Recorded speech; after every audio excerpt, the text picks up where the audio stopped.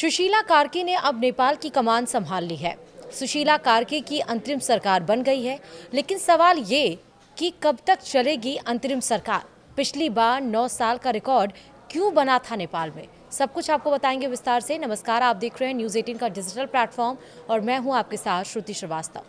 नेपाल में सुशीला कार्की के नेतृत्व में नई अंतरिम सरकार ने अपना कामकाज संभाल लिया है। उम्मीद की जानी चाहिए कि बीते 5 से 6 दिनों में बेपटरी हुआ नेपाल अगले कुछ दिनों में सहज हो सकेगा। अराजक तत्वों ने जितना नुकसान किया है उसकी भरपाई में महीनों लग सकते हैं, क्योंकि देश की अनेक महत्वपूर्ण इमारतें जला दी गईं। अंतिम सरकार की जिम्मेदारी है कि वह अगले कुछ दिनों में, कुछ महीनों में देश को सामान्य करे और चुनाव कराए। किसी भी अंतरिम सरकार की यह मूल जिम्मेदारी होती है। नेपाल के बहाने आइए आपको बताते हैं कि अंतरिम सरकार कितने समय तक चलाई जा सकती है, दुनिया के किन किन प्रमुख देशों में ऐसे हालात बने हैं, कहाँ अंतरिम सरकार सबसे ज़्यादा दिनों तक चली है और आखिरकार अंतिम सरकार बनती क्यों है। दरअसल अंतिम सरकार यानी कि इंटरिम गवर्नमेंट किसी भी देश में राजनीतिक अस्थिरता, शासन परिवर्तन या नए संविधान निर्माण जैसी परिस्थितियों में गठित होती है। इसका मुख्य उद्देश्य लोकतांत्रिक संक्रमण को सहज बनाना, स्थायी सरकार बनने तक प्रशासन चलाना और आवश्यक राजनीतिक सहमति तैयार करना होता है। परंतु यह प्रश्न महत्वपूर्ण है कि ऐसी अंतिम सरकार कितने समय तक चल सकती है। इसके उत्तर का संबंध न केवल संवैधानिक प्रावधानों से है, बल्कि देश की राजनीतिक परिस्थितियों से भी है। और अब सवाल यह है कि कितने लंबे समय तक रहती है यह अंतिम सरकार। तो दरअसल किसी भी लोकतंत्र में आदर्श रूप से अंतिम सरकार की अवधि संक्षिप्त और सुव्यवस्थित होती है। इसका अलग अलग देशों का अलग अलग प्रावधान हो सकता है, लेकिन सामान्यतः यह अवधि कुछ महीनों से लेकर 1 वर्ष तक मानी जाती है। कई देशों के संविधान और प्रथाएं यह मानती हैं कि अंतिम सरकार केवल अगला चुनाव कराने और नई स्थायी सत्ता हस्तांतरण तक ही सीमित रहना चाहिए। परंतु वास्तविकता यह है कि राजनीतिक असहमति, गृह युद्ध, संविधान निर्माण में देरी और सत्ता संघर्ष के कारण कहीं कहीं यह अवधि कई वर्षों तक खिंचते हुए देखी गई है।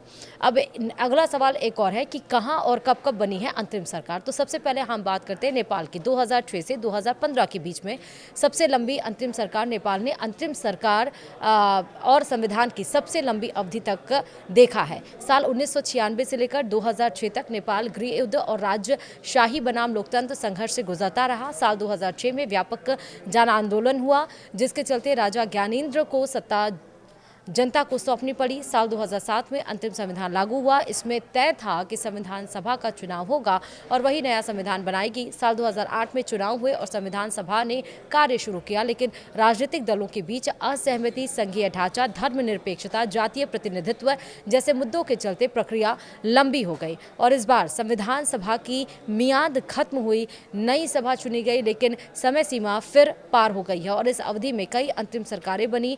माओवादी नेता फिर माधव कुमार नेपाल, फिर झलनाथ खनाल और बाबूराम भट्टाराई आदि ने देश का नेतृत्व किया। वहीं साल 2015 में विनाशकारी भूकंप के दौरान राजनीतिक दलों ने अंततः सहमति बनाई और 20 सितंबर 2015 को नया संविधान लागू हुआ और इस प्रकार नेपाल में लगभग 9 वर्षों तक अंतिम सरकार और संविधान व्यवस्था चली, जो विश्व में असामान्य रूप से सबसे लंबी अवधि तक रही है। वर्तमान में नेपाल में सुशीला कार्की के नेतृत्व में अंतिम सरकार ने अपना कामकाज संभाल लिया है।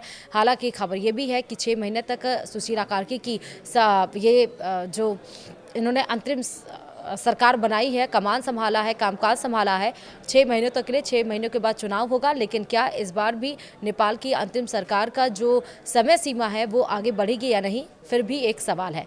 अब दूसरा हम बात करते हैं कंबोडिया की, जहां 2 साल अंतिम सरकार और फिर चुनाव हुआ, यानी कि पेरिस शांति समझौता 1991 के बाद युद्धग्रस्त कंबोडिया में संयुक्त राष्ट्र के संरक्षण में अंतिम सरकार बनी। लगभग 2 साल तक अंतरिम व्यवस्था चली और साल 1993 में चुनाव कराए गए। तब से देश अनेक उतार चढ़ाव के बीच पटरी पर चल रहा है। तीसरा देश है दक्षिण अफ्रीका, यानी कि नेल्सन मंडेला की सरकार इस समय थी। रंग भेद की समाप्ति के बाद नेल्सन मंडेला के नेतृत्व में अंतरिम संविधान और सरकार बनी। 2 साल की अवधि में नया संविधान तैयार हुआ और 1996 में स्थायी लोकतांत्रिक सरकार ने अधिकार ग्रहण किया। तब भी सरकार का नेतृत्व नेल्सन मंडेला ने ही किया। उन्हीं के नेतृत्व में चुनाव हुआ और वे भारी बहुमत से जीतकर सरकार बनाने में कामयाब रहे।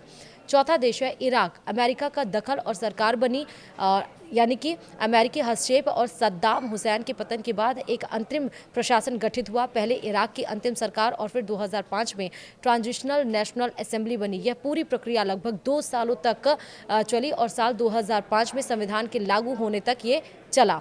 पांचवा है बांग्लादेश। जी हाँ, यानी कि यूनिस की अंतरिम सरकार यहाँ पर है। 1990 में सैन्य शासक एरशाद के पतन के बाद न्यायिक प्रमुख न्यायमूर्ति शहाबुद्दीन अहमद की अध्यक्षता में अंतिम सरकार बनी और जिसने चुनाव कराए। 2006 में राजनीतिक संकट बढ़ने पर फिर एक गैर पक्षपाती अंतरिम सरकार बनी जो 2 साल तक चली और 2008 में चुनाव कराए गए। पिछले साल युवाओं के आंदोलन के बाद शेख हसीना की सरकार समाप्त हो गई और उन्होंने भारत में आकर शरण ली। तब से अब तक बांग्लादेश की सरकार मोहम्मद यूनुस के नेतृत्व में अंतरिम सरकार चल रही है।